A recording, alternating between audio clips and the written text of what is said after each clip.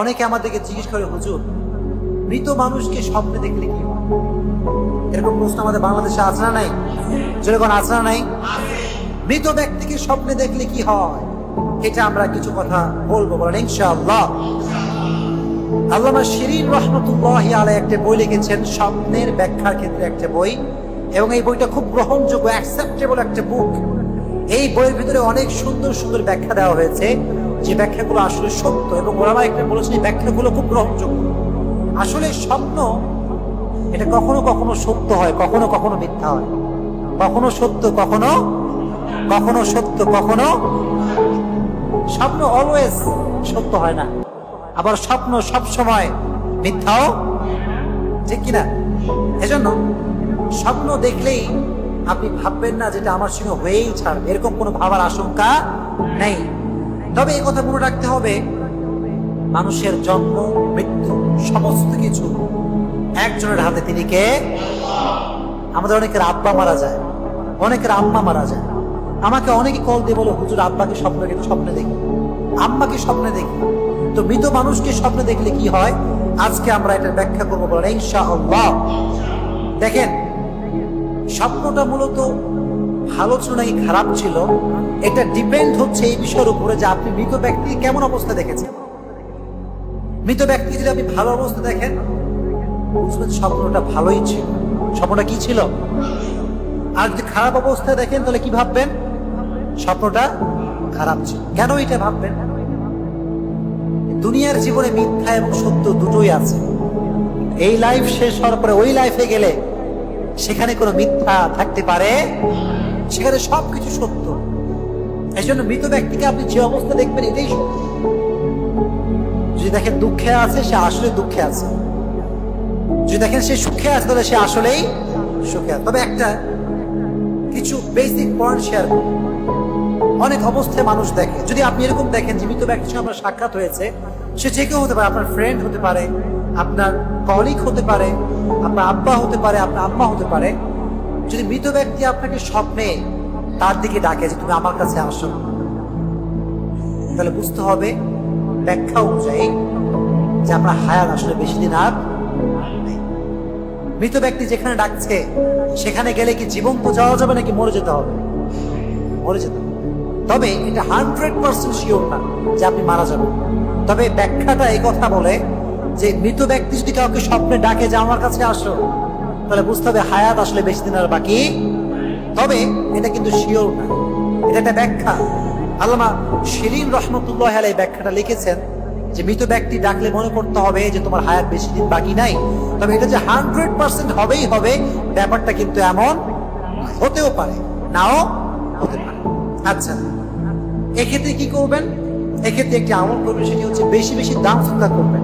কি করবেন বলেন? এই বাচ্চাদেরকে একটু থামান তো, বাচ্চাদেরকে কেউ একজন যান, এদেরকে একটু থামান, ডিস্টার্ব করছে না। আচ্ছা, এদিকে সবাই দিকে তাকান। তাহলে বোঝা গেল মৃত ব্যক্তি আপনাকে ডাকলে মনে করতে হবে আপনার হায়াত আসলে বেশি দিন আর বাকি নাই। 1 নাম্বার। 2 নাম্বার, যদি মৃত ব্যক্তি স্বপ্নে আপনার কাছে খাবার চায়, যে আমাকে পানি দাও, ভাত দাও, গোস্ত দাও, এরকম চায় কি চায় না? মাঝে মাঝে মৃত ব্যক্তি চায়। যদি চায়, বুঝতে হবে যে আসলে মৃত ব্যক্তি ভালো নাই। কি নাই? জয় করেন, কি নাই? সেক্ষেত্রে করণীয় কি? সেক্ষেত্রে আপনি যে কাজটি করবেন সেটি হচ্ছে মৃত ব্যক্তির জন্য কিছু গরিব মিসকিনদেরকে দাওয়াত দিয়ে এনে খাওয়াবেন। পারা যাবে ইনশাআল্লাহ? জয় করেন ইনশাআল্লাহ। 2 নাম্বার। 3 নাম্বার, যদি আপনি দেখেন মৃত ব্যক্তি আপনার সে কান্না জড়িত কণ্ঠে কথা বলছে, বা সে কান্না করছে, সে আপনার আব্বা হতে পারে, আম্মা হতে পারে, ভাই হতে পারে, পারে কি পারে না? মাঝে মাঝে অনেকে স্বপ্ন দেখে যে আব্বা কাঁদছে কবরে বসে, আব্বা কাঁদছে, অনেক কাঁদছে। যদি কান্না করে তাহলে বুঝতে হবে যে সে আসলে ভালো অবস্থায়, ভালো অবস্থায়। তার জন্য কি করবেন? বেশি বেশি দান সদকা করবেন। কি করবেন? দান এবং সদকা। পারবেন ইনশাআল্লাহ? জয় করেন ইনশাআল্লাহ। এটা ছিল খারাপ অবস্থা। এখন ভালো অবস্থায় আসে। যদি দেখেন যে মৃত ব্যক্তি খুব হাসি, খুব খুশি, অনেকে বলে হুজুর আম্মাকে স্বপ্নে দেখলাম, আম্মা খুব ভালো আছে, খুব হাসি খুশিতে কথা বলছে আমার সাথে, এবং আমার সঙ্গে খুব হেসে হেসে কথা বলছে, বুঝতে হবে আসলেই আপনার মা ভালো আছে, আলহামদুলিল্লাহ। তার মানে এটা আমি শুরুতেই বললাম, জীবনে পৃথিবীতে এখানে মিথ্যা সত্য দুটা মিক্সিং, কিন্তু ওই জগতে মিথ্যা বলতে কিছু, যেরকম কিছু, ওখানে শুধু সত্য আর সত্য। এজন্য মৃত ব্যক্তি যদি দেখেন খুব হাসি খুশি, খুব ভ্রমণ করছে, খুব প্রফুল্ল মন, বুঝতে হবে সে আসলেই ভালো আছে, সে আসলে কি আছে, মাশাআল্লাহ। 2 নাম্বার, যদি আপনি দেখেন যে মৃত ব্যক্তির সঙ্গে আপনি ভ্রমণে বের হয়েছেন, আপনার ভাই মারা গেছে বা বন্ধু মারা গেছে, স্বপ্ন দেখছেন যে আপনি আর আপনার বন্ধু ঘুরে বেড়াচ্ছেন। কি করে বেড়াচ্ছেন? আল্লামা শিরিন রহমতুল্লাহ আলাইহি বলেছেন যে আসলে এই স্বপ্নটা ভালো নয়, এটা ভবিষ্যতে আপনার যে কোনো একটা বিপদ আসতে পারে, এটা তার সংকেত বহন করে। মৃত ব্যক্তির সঙ্গে কেউ যদি দেখে যে আমি ভ্রমণ করছি, ঘুরে বেড়াচ্ছি, বিভিন্ন জায়গায় জায়গায় ভ্রমণ করছি, এটা আসলে ভালো স্বপ্ন নয়। এই স্বপ্নের ব্যাখ্যা হচ্ছে একটা, যে সামনে ভবিষ্যতে, অনাগত ভবিষ্যতে আপনার জন্য বিপদ অপেক্ষা করছে। কি অপেক্ষা করছে? বিপদ যে আসবেই এটা কিন্তু ফ্যাক্ট না, এটা 100% শিওর না। তবে ব্যাখ্যায় কথা বলে যে বিপদ আসতে পারে। এজন্য বিপদ থেকে বাঁচতে চাইলে করবেন একটা কাজ, সেটা হচ্ছে দান এবং সদকা। কি করবেন বলেন? দান এবং ইন্না সাদকা তাদফাউল বালা। দান এবং সদকা বান্দার সমস্ত বিপদ আর আপদকে দূর করে দেয়, বলেন সুবহানাল্লাহ। 2 নাম্বার। 3 নাম্বার, যদি দেখেন মৃত্যু ব্যক্তির সঙ্গে আপনি কথা বলছেন, কি করছেন? জোরে বলেন, কি বলছেন?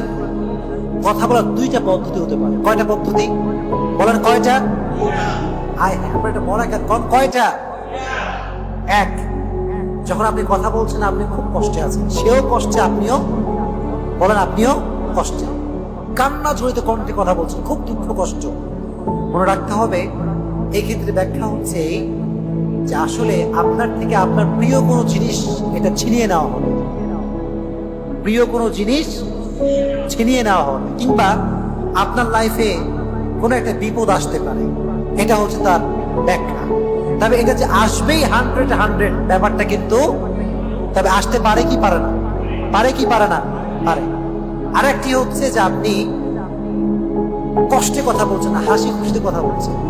মৃত ব্যক্তিও হাসি খুশি, আপনিও বলেন হাসি খুশি। কি বলেন? হাসি খুশি। সেক্ষেত্রে ব্যাখ্যা হচ্ছে এই যে আপনার মনের কোনো একটা বাসনা পূরণ, সুবহানাল্লাহ পড়েন, মনের একটা আশা পূরণ হতে পারে। তাহলে বোঝা গেল দুঃখে কষ্টে কথা বললে বুঝতে হবে কোনো প্রিয় জিনিস আমার থেকে হারিয়ে যেতে পারে। আর যদি আপনিও হেসে কথা বলেন, মৃত ব্যক্তিও হেসে কথা বলছে, তাহলে বুঝতে হবে আপনার মনের কোনো একটা আশা কিংবা বাসনা পূরণ হতে পারে কি পারে না। ব্যাখ্যা, এটাই হচ্ছে ব্যাখ্যা। শিরিন রহমতুল্লাহ এই ব্যাখ্যাগুলো লিখেছেন, প্রত্যেকটা আলেম বলেছেন এই ব্যাখ্যাগুলো গ্রহণযোগ্য, ব্যাখ্যাগুলো গ্রহণযোগ্য, এটাকে ফেলায় দেওয়ার কোনো সুযোগ। তবে একটা কথা বুঝতে হবে, সেটা হচ্ছে স্বপ্নে আপনি খারাপ জিনিস দেখলেন, এখন আপনি হতাশ, আয় হায় হুজুর তাহলে আমি মরে যাবো, আর মরণ তলে কাছে চলে আসছে না, হতাশ হওয়া, হতাশ হওয়া। আপনি put your trust on your Lord and give charity more and more.